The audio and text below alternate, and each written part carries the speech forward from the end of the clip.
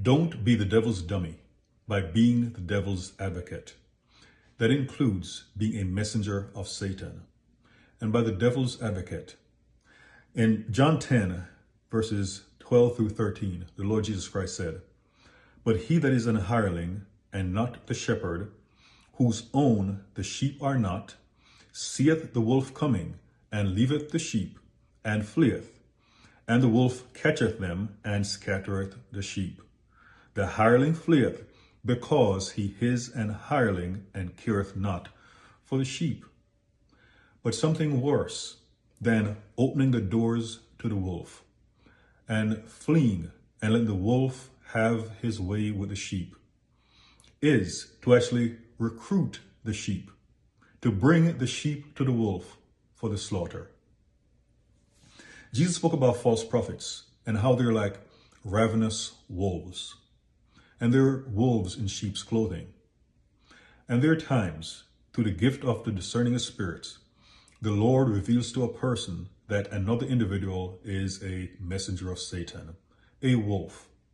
And one of the things a devil's advocate will do is that they will actually try to convince the sheep that the wolf is not a wolf.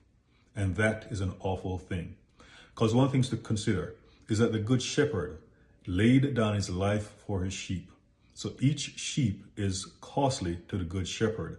And because he paid with his life for a sheep, it's going to be life for life. And it goes back to the wages of sin is death. So do not be an advocate for the devil, especially when someone is calling out the wolf and you're there vouching for the wolf, telling people, oh, this person is not a wolf. Now, it is one thing if you are deceived and you believe that the wolf is actually a sheep because you fall in prey to the wolf's deception.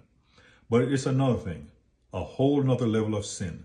If you know that a person is a wolf and you're there vouching for the individual, you're there defending the individual. And in some cases, the Lord has delivered a person or a group out of the clutches of the wolf, and you're there trying to get the person back. Get the person back on the plantation, if you will.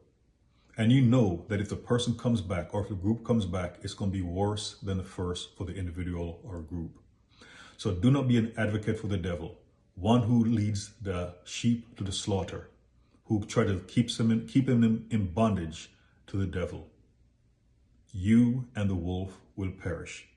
Do not be the devil's advocate.